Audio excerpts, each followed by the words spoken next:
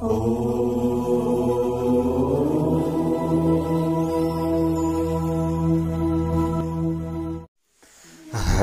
ओम स्वस्ति श्री गणेशाय नमः। ओम नमो भगवते वासुदेवाय। कृष्णाय वासुदेवाय हरये परमात्मने प्रणतक्लेशनाशाय गोविंदाय नमो नमः। जय श्री हरि, जय श्री राधे, जय श्री कृष्ण। चतुर्मास भागवत कथा श्रीमद् भागवत कथा श्रवण गर्दै गर्दै आउने क्रममा आज तपाईँ हामी आजको नयाँ भाग 94 भागमा उपस्थित भइसकेका छौँ। अलिकति यो लाइनको समस्या पनि भयो, समयमा आजको कथालाई हामीले ल्याउन सकेनौँ, किनभने थोरै यो देशभरको मौसमले गर्दा पक्कै पनि हजुरहरूले यो समस्यालाई बुझ्नु भएकै छ।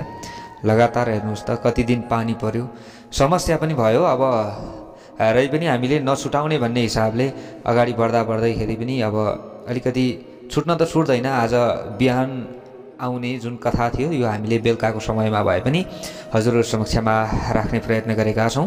पक्कै पनि भोलिदेखि सोही जो समयमा कथाहरू आउँथ्यो त्यो समयमा अवश्य पनि आउनेछ। कार्तिक महात्म्य पनि हामीले राख्दै थियौँ, 2 भाग राखेपछि फेरि अलिकति समस्या भइहाल्यो।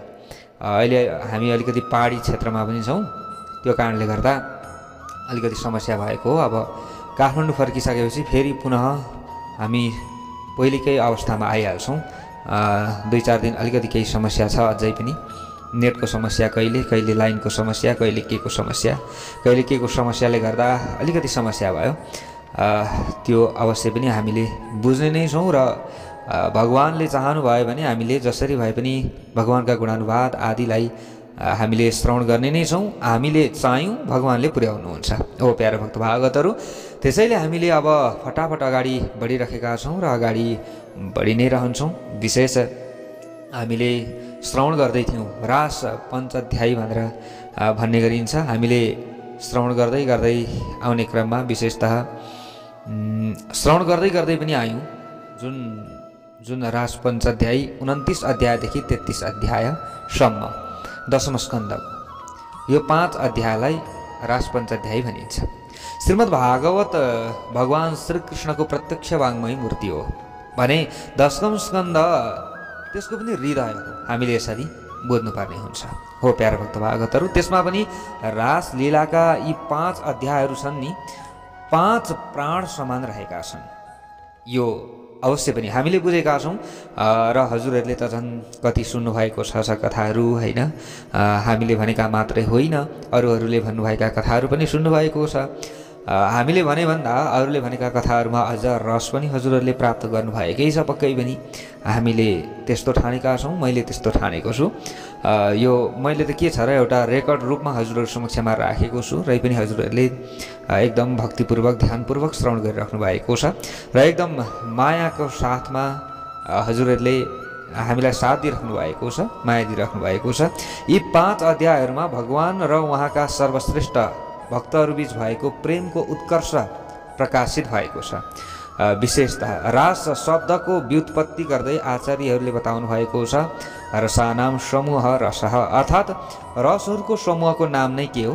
रास हो, यसरी बताइएको छ। रस भनेका साक्षात् आनन्द स्वरूप परमात्मा नै हुनुहुन्छ।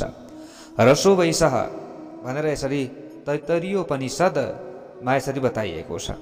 आनन्द स्वरूप परमात्माको रसलाई प्राप्त गरेर नै सम्पूर्ण प्राणीहरू आनन्दित हुन्छन्। जबसम्म रसलाई प्राप्त गर्न सक्दैनन् तबसम्म प्राणीहरू आनन्दित हुन सक्दैनन्, यसरी बताइएको छ। रसम हि एवायम लब्ध्वा नन्दी भवति। यो सम्पूर्ण संसार नै रसमय परमात्माको लीला विलास हो र यहाँ परमात्मा बाहेक अरू कुनै पनि तत्त्व छैन। अवश्य पनि यहाँ परमात्माले चाहनु भयो भने जे पनि हुन्छ। हेर्नुहोस् त, निराधार पानी परो, विभिन्न ठाउँमा कति समस्याहरू भयो। पहाडी क्षेत्रमा कति पुरिएर व्यक्तिहरूको मृत्यु भयो। तराई क्षेत्रमा काटेर राखेको धान बाली हेर्नुहोस् त बगायो। समस्या पर्नेलाई यहाँनिर धेरै ठुलो समस्या परेको छ हो प्यारा भक्त भागवतहरू। हामीलाई कोही कोहीलाई समस्या परेन होला, तर हामीलाई त्यो समस्याको अनुभूति भएन, तर समस्या पर्नेलाई धेरै ठुलो पीडा पनि भयो। त्यसैले परमात्मासँग हामीले बिन्ती गरौँ कि यो अनावृष्टि अतिवृष्टि, यो नपर्ने समयमा पानी पर्नु, पर्ने समयमा पानी नपर्नु, यो के हो त भन्दा अलिकति यो कलियुगको महिमा बताइएको छ नि, कि कलियुगमा धर्म भन्दा अधर्म ज्यादा बढेर जान्छ। धर्म गर्ने व्यक्तिहरूले पनि अधर्म गर्न थाल्दछन्। त हात्ती सुँडे पानीहरू पर्छ, जस्तै हात्तीको सुँड जस्तो पानीहरू पर्छ, त्यस्तो थोपाहरू यसरी पानी थोपा थोपा ठुल्ठुलो थोपावाला पानी पर्छ, अथवा सानो थोपा परे तापनि निरन्तर परिरहन्छ र विभिन्न समस्याहरू पर्छ। यसरी कलियुगको वर्णनमा बताइएको छ, त्यस्तै भइरहेको छ। हेर्नुहोस् प्यारे भक्त भागवतहरू, अधर्मीहरूको बढुवा भइरहेको छ, धर्मात्माहरू कम्ती छन्, यसले पनि समस्या छ। हेर्नुहोस्, साक्षात् परमात्मा रस स्वरूप हुनुहुन्छ, परमात्माको लीला विलास हो यो संसार नै हो। प्यारे भक्त भागवतहरू, उहाँले जे चाहनुहुन्छ त्यही नै हुन्छ। यहाँ भगवान् श्रीकृष्णले गोपिनीहरूसँग यहाँनिर एउटा लीला रचाउनु भएको छ, रास रचाउनु भएको छ। त्यसलाई कतिले गलत रूपमा व्याख्या गर्छन्, कतिले गलत रूपमा हेर्छन्, तर त्यो कुनै पनि गलत उहाँले गर्नुभएको छैन। कि भगवान् श्रीकृष्णले त यहाँनिर जो कामदेव हुनुहुन्थ्यो, कामदेवसँग साक्षात् उहाँको त युद्ध हो। यो हामीले यसरी बुझ्नु पर्दछ। भगवान् श्रीकृष्णका सामुन्यमा कामदेव आएर भने, हे कृष्ण, मैले सबैलाई जितेँ, अब तिमीलाई जित्न बाँकी छ। मैले कसलाई बसमा पारेको छुइनँ, मैले सबैलाई बसमा पारेको छु। यसरी जो कामदेवले भनिसकेपछि भगवान् श्रीकृष्णले भन्नुभयो, ल ठिकै छ, त्यसो भए मलाई जितेर देखाऊ। समय पनि तिम्रो, सबै थोक तिम्रो, तिमीलाई अनुकूल वातावरण पनि बनाइदिन्छु, त मलाई जितेर देखाऊ। त जो कामदेवसँग घमण्ड थियो नि, हामीले त बारम्बार भनेका छौँ कि भगवानले दुईटा कुरा कहिले पनि सहन सक्नुहुन्न। एउटा आफ्नो भक्तमाथि गरेको अन्याय र आफ्नो भक्तले गरेको अभिमान।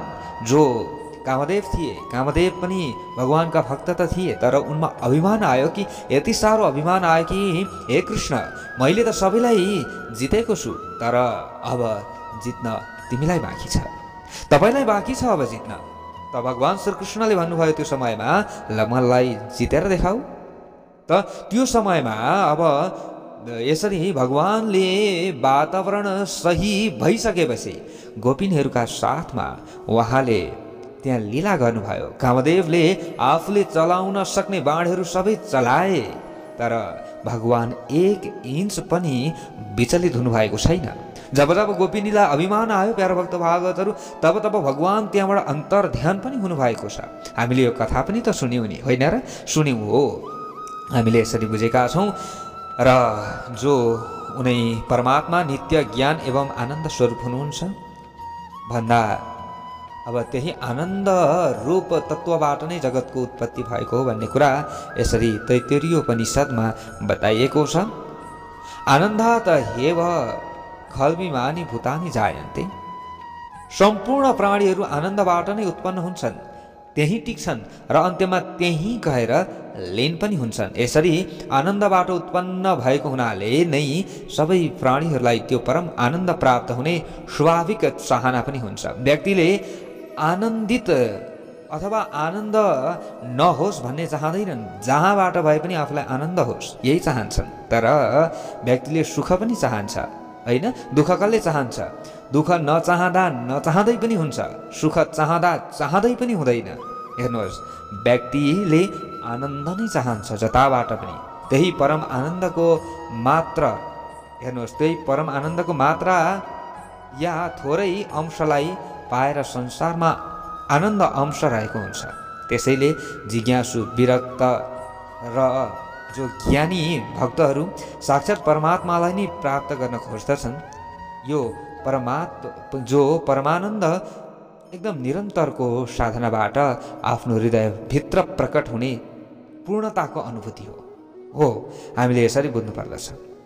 यसै आनन्दलाई कहिलेकाहीँ भगवान आफ्ना भक्तहरूको इच्छाअनुसार लीलाको माध्यमले पृथ्वी तलमा प्रकट पनि हुनुहुन्छ। परमात्मामय भएका अनेक भक्तहरूको हृदयमा रहँदा त्यो एउटै परमानन्द पनि सामूहिक वा विस्तृत भए झैँ हुन्छ। त्यसैले अद्वैत जो रस तत्त्वलाई पनि समूहमा धेरैको रूपमा कल्पना यसरी गरिन्छ र कल्पना गरी रास शब्दद्वारा यसरी बताइएको छ। हरेक भक्तहरूको हृदयभित्र पूर्ण रूपमा रहेको परमानन्दलाई अभिव्यक्त गर्न या भगवानमा रहेको परम रसलाई आस्वादन गर्न भक्त एवं भगवान यसरी मिलेर एक हुने लीलालाई नै रास लीला भनिन्छ। हो प्यारा भक्त भागवतहरू, उनै प्रभु परमात्माले जीवहरूसँग गरेको यो लीला हो। मैले अगाडि पनि हजुरहरू समक्षमा बताएको थिएँ, भनेको थिएँ कि जीवात्मा र परमात्माको बिचमा एउटा पर्दा लागेको छ। हो यो पर्दा, यो बिचको पर्दालाई हटाउनका लागि भगवानले यसरी लीला गर्नुभएको थियो। शास्त्रहरूमा भक्ति साधनाका दुई प्रकारहरू यसरी रहेका छन्, एउटा वैधि वा मर्यादामूलक साधना र अर्को अवैधि वा रागात्मिका प्रेम साधना। यसैलाई भक्तिका आचार्यहरूले वैधि भक्ति र रागात्मिका भक्ति भनेर बताएका छन्।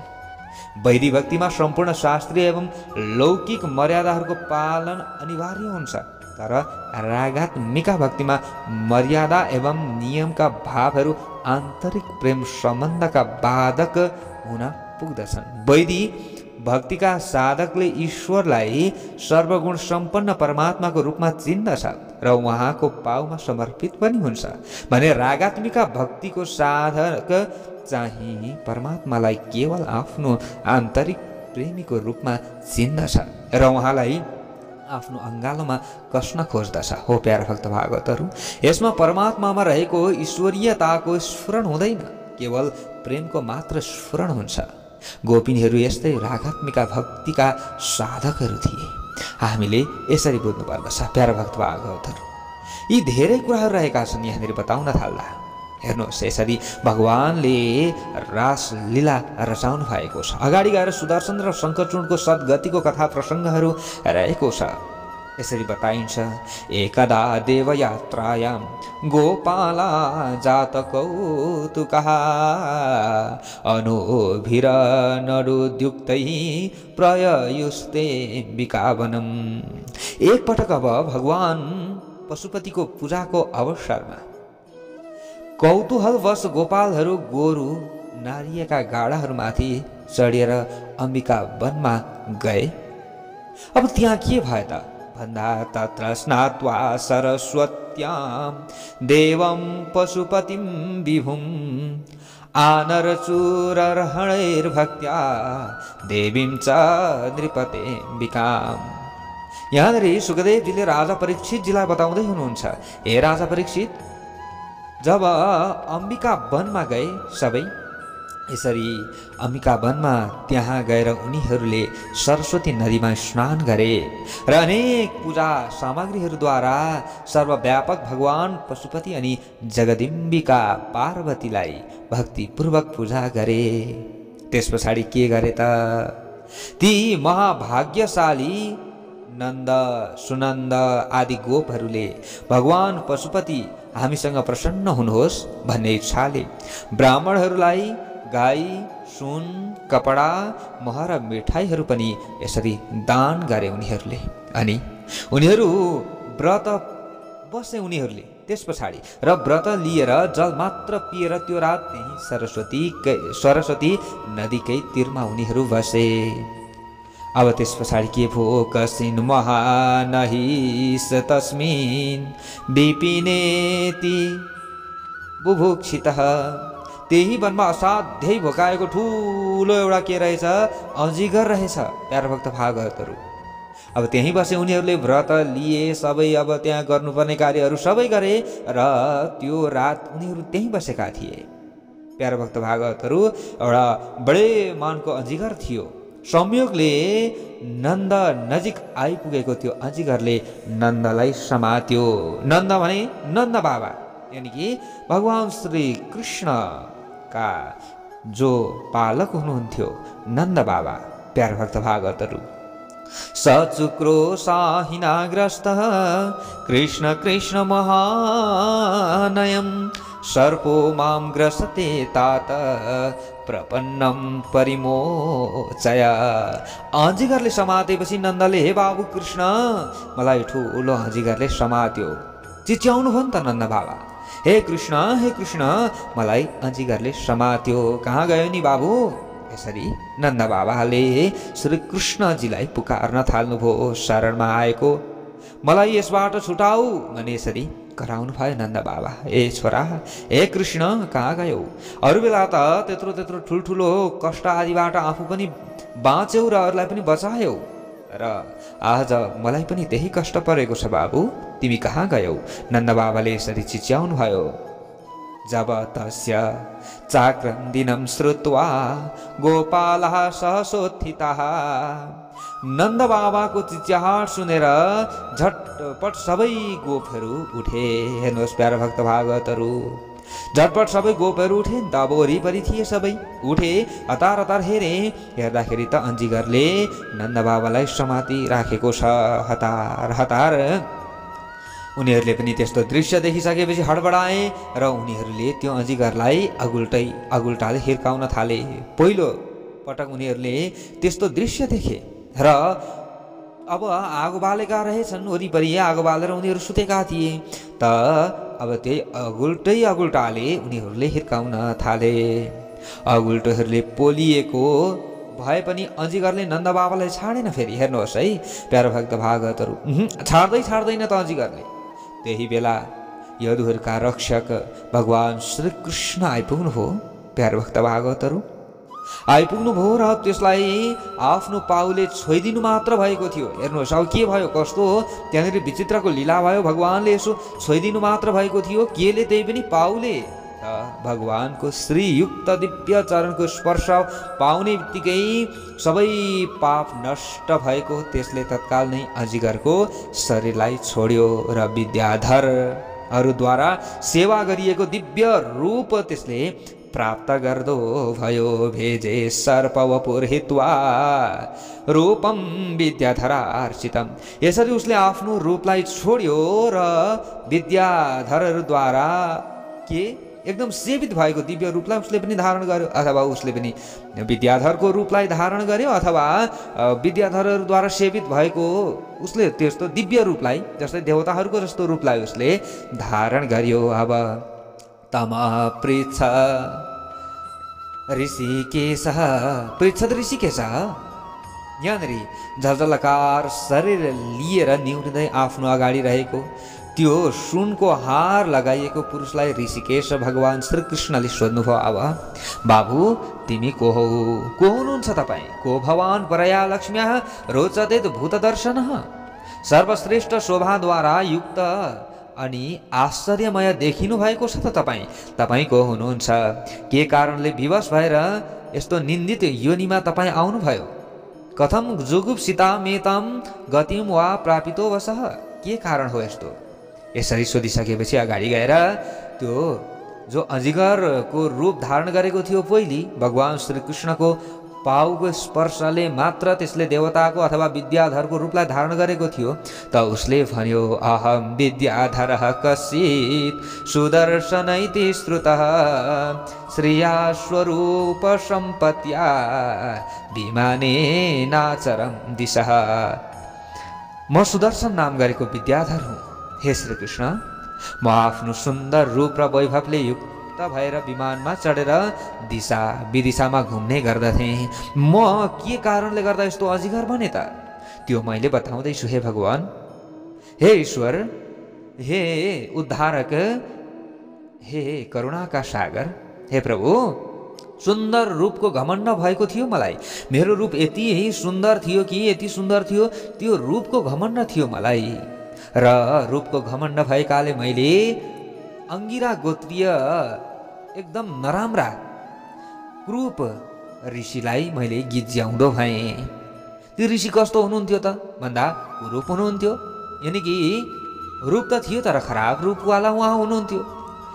त मैले जिस्काएँ, कति नराम्रो भनेर जिस्काएँ अथवा विभिन्न तरिकाले जिस्काएँ, गिज्याएँ कि तिम्रो रूप हेर हेर अब उसलाई नराम्रो लाग्यो कसलाई? अङ्गिरा गोत्रीय नाम गरेका एकजना ऋषि हुनुहुन्थ्यो। उहाँलाई अत्यन्त नराम्रो लागेछ मैले जिस्काउँदाखेरि। यसबाट ती ऋषि अत्यन्त रिसाउनु भयो, एकदम रिसाउनु भयो। र रिसाएका जो अङ्गिरा गोत्रीय ऋषि हुनुहुन्थ्यो, ऋषिले रिसाएर मलाई श्राप दिनुभयो। श्राप दिनुभयो तिनीहरूद्वारा, ती ऋषिहरूद्वारा। ती ऋषिहरू फेरि अङ्गिरा गोत्रीय ऋषिहरू एउटा मात्र त्यहाँ हुनुहुन्न थियो, धेरै हुनुहुन्थ्यो। ती ऋषिहरूद्वारा म श्रापित भएँ आफ्नै दुष्कर्मको कारणले गर्दा। म योनिमा, यस्तो खालको योनिमा आउँदो भएँ कि हामीलाई देखेर तिमीहरू कहिले गिज्याउने? ल ठिकै छ, तापनि एकदम कुरूपवाला अजिगरको रूपलाई धारण गर। सापो मेनुग्रहायैव कृतस्तै करुणात्मभिः। करुणापूर्वक स्वभाव भएका ऋषिहरूले अब जब श्राप दिइसकेपछि म फेरि शरणमा परेँ। र शरणमा परिसकेपछि फेरि ऋषिहरूले मलाई आशीर्वाद पनि दिनुभयो। अब ऋषिहरू नि एकदम छिटो रिसाउनु पनि हुन्छ कोही ऋषिहरू, र उहाँहरूको रिसमा पनि फेरि करुणा हुन्छ। प्यार भक्त भागवतहरू, यहाँनिर जो विद्याधर नाम गरेका, अब जो गन्धर्व भनौँ अथवा उनी गन्धर्व जस्तै रूप यौवनले सम्पन्न, ती गन्धर्वलाई श्राप दिइसकेपछि फेरि ऋषिहरूले भनिदिनु भयो कि जो संसारका गुरु उनी श्रीकृष्णको पाउ तिम्रो शरीरमा पर्नेछ, जब त्यसबाट हामीलाई गिज्याएर तिमीले प्राप्त गरेको जुन पाप छ, यो पाप समाप्त हुनेछ। उहाँको पाउ पर्ने बित्तिकै त्यो पाप समाप्त हुनेछ। जब पाप समाप्त हुन्छ तब तिम्रो दुःखको निवारण हुनेछ। यसरी उहाँहरूले मलाई भनिदिनु भएको थियो। आज हे पापनाशक प्रभु, हजुरको चरण स्पर्श पाएकाले म श्रापबाट छुटेको छु। म संसारबाट डराई शरणमा आउने भक्तहरूको सबै भयलाई नष्ट गराइदिनुहुने हे प्रभु, हजुर त करुणाका सागर हुनुहुन्छ। मेरो कल्याण गरिदिनु भएको छ। म हजुरसँग अत्यन्त प्रसन्न पनि छु र म बिदा पनि माग्दछु। हे प्रभु, प्रपन्नोस्मि महायोगिन महापुरुष सत्पते। हे महायोगी, हे महापुरुष, हे सज्जनका मालिक प्रभु, म हजुरको शरणमा आएको छु। हे सबै लोकपालहरूका पनि स्वामी परमात्मा, अब मलाई जाने अनुमति दिबक्सियोस्। म जान चाहन्छु। अब म पाप छुटेको भएको छु, त मलाई हजुरले पापबाट मुक्त गरिदिनु भएको छ, त म जान चाहन्छु। अब मलाई बिदा दिनुहोस्। हे भगवान, हजुरको दर्शन पाउनाले म तत्काल ब्रह्मदण्डबाट मुक्त भएको छु। हेर्नुहोस् प्यार भक्त भागवतहरू, ब्रह्मदण्ड लागेको थियो कसलाई? विद्याधर नाम गरेका जो गन्धर्व थिए। उनले अजिगरको रूपलाई धारण गरेका थिए। उनले आफैले भन्दैछन् कि ब्रह्मदण्डात् विमुक्तोऽहं सद्यस्तेच्युत दर्शनात्। हजुरको दर्शन मात्रले पनि ब्रह्मदण्डबाट म मुक्त भएँ। हुन त जसको नाम मात्र लिँदा पनि त्यो व्यक्तिले आफूलाई र सबै श्रोताहरूलाई पवित्र पार्दछ भने त्यस्ता परमात्माका साक्षात् पाउद्वारा छोइएको मेरो मुक्ति हुनुमा कुन ठुलो कुरा भएर? यसमा कुनै पनि ठुलो आश्चर्यको कुरा नै होइन। हजुरको नाम नै काफी रहेको छ। हजुरको नाम नै जसले जप्दछ भने उसको उद्धार हुन्छ भने हजुरले त मलाई स्पर्श गरिदिनु भएको छ। त हजुर जस्तो ब्रह्मज्ञानी परमात्मा हजुर ईश्वर हुनुहुन्छ, त हजुरको स्पर्श हुनु नै यो ठुलो कुरो भएन र? अब हजुरको स्पर्श पाउने व्यक्ति को मुक्त नहोला र? सबै व्यक्ति पवित्र हुन्छन् जो भगवानका गुणानुवाद आदि गाइरहन्छन्, जसले भगवानको नाम जपिरहन्छन्। उनीहरूको पाउ अथवा हात मात्र पनि कसैको शरीरमा पर्दछ भने तत्काल उसका सबै पापहरू नाश भएर जान्छ। भक्तवत्सल भगवानको जय होस्। हेर्नुहोस् त कस्तो राम्रो कुरा छ। ल इत्यनुज्ञाप्य दासार्हं परिक्रम्याभिवन्द्य च। यसरी यहाँनिर सुखदेवजीले राजा परीक्षितलाई भन्दै हुनुहुन्छ, यसरी भगवान श्रीकृष्णलाई बिन्ती गरेर उहाँको परिक्रमा गरेर अभिवादन समेत गरेर ती सुदर्शन आकाशतिर गए। हेर्नुहोस् को सुदर्शन नाम गरेका विद्याधर थिए नि त उनी आकाशतिर गए र नन्द पनि त्यो भयङ्कर सङ्कटबाट मुक्त भएको नन्द बाबा पनि मुक्त हुनुभयो। हे राजा परीक्षित, यसरी श्रीकृष्णको त्यो आत्मविभूतिलाई देखेर सम्पूर्ण व्रजवासीहरू आश्चर्यचकित भए। यस्तो यो कसैले पनि गर्न नसक्ने यस्तो काम कसरी गर्छन् कृष्णले? होइन, हामीसँगै खेल्छन्, हामी जस्तै छन्, हामी जस्तै खान्छन्, हामी जस्तै लाउँछन्, हामी जस्तै हिँड्छन्, हाम्रो जस्तै स्वभाव, हाम्रो जस्तै चरित्र, तर यिनले छुँदा मात्र पनि व्यक्ति पवित्र हुन्छ। यो के हो? यिनले छुँदा मात्र पनि अजिगर त एकदम विद्याधरको रूपलाई धारण गर्यो। होइन, यिनमा के शक्ति छ? सबै ब्रजवासीहरू छक्क परे। प्यारा भक्त भागवतहरू, उनीहरू त्यस ठाउँबाट सबै व्रत नियमलाई पुरा गरे। अब त्यस पछाडि छक्क त परे, त्यस पछाडि उनीहरूले त अब त्यहाँ उनी अम्बिकाको, उनी जो भगवान साम्ब सदा शिव, उनी पशुपतिनाथको उनीहरूले व्रत बसेका थिए र त्यो व्रत नियमलाई पुरा गरेर त्यस पछाडि अब त्यो घटनाको विषयमा कुरा गर्दै गर्दै उनीहरू फेरि कता फर्किए? ब्रजतिरै फर्किए। कदाचिदथ गोविन्दो रामासाद्भुत विक्रमः बिजर्हुर्वने रात्र्यां मध्यगौ व्रजयोषिताम्। अब प्यारा भक्त भागवतहरू, त्यस पछाडि त्यस्तै कुनै दिन अब फेरि अब यो त नन्द बाबालाई भगवान श्री कृष्णले अजिगरको मुखबाट बचाउनु भयो। यस्तो अद्भुत लीला पनि भगवानले गर्नुभयो। जो सुदर्शन नाम गरेका जो गन्धर्व थिए उनी अजिगर बनेका थिए, त्यो त हामीले बुझिसक्यौँ। अब त्यस पछाडि त्यस्तै कुनै दिन श्रीकृष्ण र अद्भुत पराक्रमी बलराम ब्रज युवतीहरूलाई साथमा लिएर उनीहरूको बिचमा रहेर राति वनमा विहार गर्न लाग्नुभयो। रातिको समय थियो, वनमा विहार गरिराख्नु भएको थियो। अब के भयो त भन्दा साँझ पख, अब राति भनौँ अथवा साँझ पखको समय थियो। साँझ पख रात्रिकालको बास्ना छर्दै वायु बगिरहेको थियो र बेली फुलको सुगन्धले मातिएका भमराहरू उडिरहेका थिए। चन्द्रमा र ताराहरू पनि सबै उदाइरहेका थिए। त्यो साँझको समयको सम्मान गर्दै श्रीकृष्ण र बलरामले स्वरको आरोह अवरोह सहित मूर्छना राग अब त्यहाँनिर अलाप्न लाग्नुभयो। भक्तवत्सल भगवानको जय होस्। प्रेम भावले युक्त गोपिनीहरूले पनि उहाँहरूकै गुण गाइरहेका थिए। त्यो समयमा श्रीकृष्ण र बलराम दुवैले सुन्दर अलङ्कार, चन्दन लेपन, वनमाला, निर्मल पिताम्बर र नीलाम्बर पनि लगाउनु भएको थियो।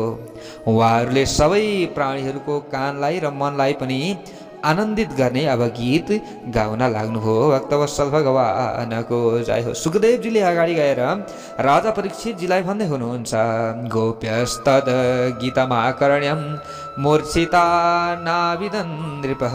हे राजा परीक्षित, श्रीकृष्ण र बलरामले गाएको गीत सुनेर लट्ठ परेका गोपिनीहरूलाई आफ्नो शरीरबाट दोपट्टा लत्रिएको यानि कि झरेको र चुल्ठो फुस्किनाले त्यहाँबाट फुल खसिरहेको अनि आफ्नै शरीरको समेत ख्याल भएन। त्यो समयमा भगवान श्रीकृष्णले त्यस्तो बाँसुरी बजाउनुहुन्थ्यो, त्यस्तो गीत गाउनुहुन्थ्यो र बलरामजीले पनि उस्तै गीत गाउनुहुन्थ्यो। हेर्नुहोस् त, यस प्रकार अब उहाँहरू दुईजना स्वतन्त्र रूपमा खेल्दै र उन्मत्त झैँ भई गाइरहँदा कुबेरको शङ्खचूर्ण नाम गरेको अनुसार त्यहाँ आइपुग्यो। हेर्नुहोस् है, जस्तो अवस्थामा यहाँनिर भगवान श्रीकृष्ण र यसरी बलरामजी आउनु भएको छ नि, त्यस्तै अवस्थालाई धारण गर्दै अब यहाँ विभिन्न राक्षसहरू भगवानलाई दुःख दिनका लागि नि, मार्नका लागि उनीहरू तम्सिरहेका छन्, आइरहेका छन्। आफूले गर्न सक्ने प्रयत्न उनीहरूले गरिराखेका छन्।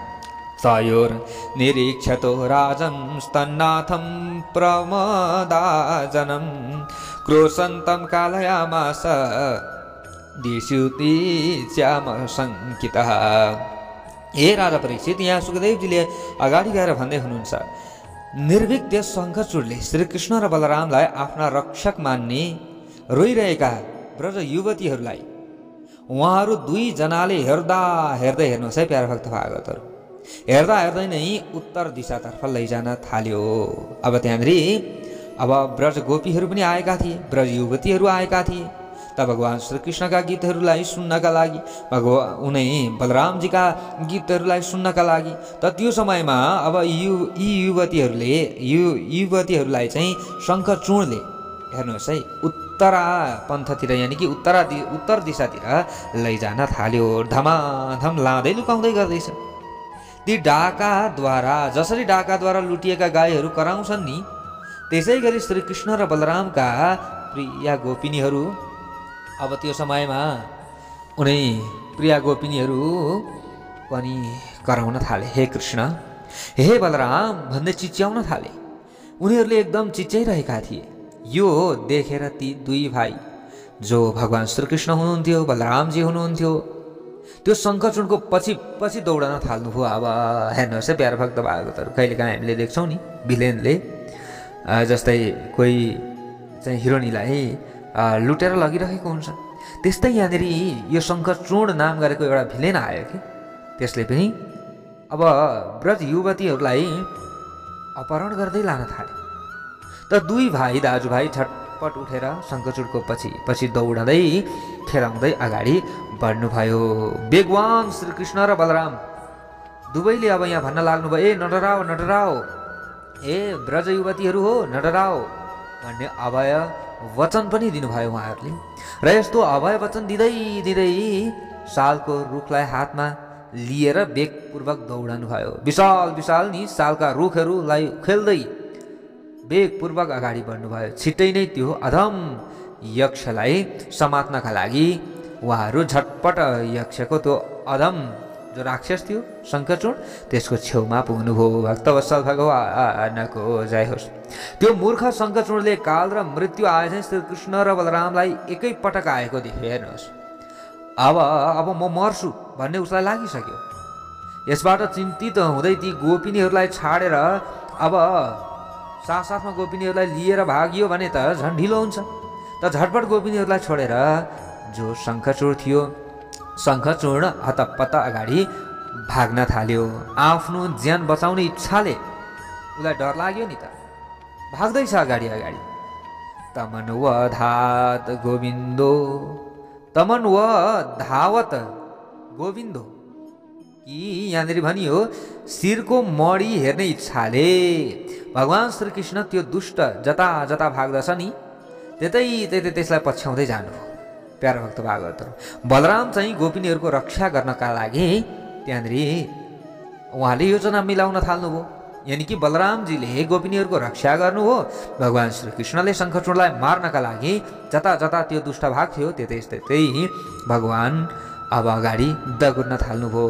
सुखदेवजीले भन्नुहुन्छ, हे राजा परीक्षित, सर्वव्यापक परमात्माले नजिकै गएर त्यो दुरात्माको चूडामणि सहित शिरलाई एकै मुक्कामा खसाइदिनु भयो। गएर च्याप्प समात्नु भयो। एक मुक्का मात्र दिनुभएको थियो। एक मुक्का मात्र जब हान्नुभयो भगवान् श्रीकृष्णले त चूडामणि शिरबाट खस्यो। भक्तवत्सल भगवानको जय होस्। शङ्खचूडं निहत्यैव मणिमादाय भास्वरम् अग्रजाया ददात् प्रीत्या पश्यन्तीनां च यो सीताम्। यस प्रकार शङ्खचूडलाई मारेर चम्किलो मणि ल्याएर श्रीकृष्णले गोपिनीहरूले हेर्दै नै त्यो मणि प्रीतिपूर्वक आफ्नो दाजु बलरामजीलाई भगवान् श्रीकृष्णले दिनुभयो। हेर्नुहोस् है प्यारो भक्त भागवतहरू, यहाँनिर यसरी दशम स्कन्धको 34 अध्यायमा हामीले ती कथाहरू श्रवण गरेका छौँ। प्यारा भक्त भागवतहरू, अब हामी दशम स्कन्धको 35 अध्यायको कथामा अगाडि बढ्दैछौँ। यहाँनिर सुन्दर युगल गीत गाइएको छ। भगवान्ले यहाँनिर उद्धार गर्नुभयो कसको? अजिकरको, होइन प्यारा भक्त भागवतहरू। शङ्खचूडको पनि उद्धार गर्नुभएको छ। यस्तो दिव्य लीलाहरू हामीले श्रवण गऱ्यौँ। अगाडि हामीले रास पञ्चाध्यायी उनी भगवान् श्रीकृष्णले गोपिनीहरूसँग रचाउनु भएको रासलीला किन रचाउनु भएको थियो भगवान् श्रीकृष्णले भन्दा कामदेवसँगको एउटा त बाचा थियो भगवानको, होइन, अर्को त सबै जीवहरूलाई चाहिँ उहाँले शिक्षा दिनुपर्ने थियो। यहाँ विविध कारणहरू रहेका छन्। विद्वानहरूले विविध भाव प्रकट गरेका छन्। प्यारा भक्त भागवतहरू, अब अगाडि यहाँ सुन्दर प्रसङ्ग आएको छ। श्री सुखदेवजीले राजा परीक्षितजीलाई बताउँदै हुनुहुन्छ, गोप्यः कृष्णे वनं याते यमनो द्रुतचेतसः कृष्ण लीला प्रगायन्त्यो निन्युर्दुखे नवासरान्। यहाँनिर कृष्ण भनेको के? श्रीकृष्ण वनमा यातै जानु भएपछि, अब यहाँ कस्तो राम्रो प्रसङ्ग आएको छ भने भगवान् श्रीकृष्ण वनमा जानु भएपछि उहाँलाई नै पछ्याउने चित्त भएका गोपिनीहरू श्रीकृष्णका लीलाहरू गाउँदै गाउँदै दुःखपूर्वक दिनहरू बिताउँथे। प्यारा भक्त भागवतहरू, अब भगवान् श्रीकृष्ण त वनमा जानुहुन्थ्यो नि त, गाई चराउन होइन, बाछा चराउन उहाँ जानुहुन्थ्यो।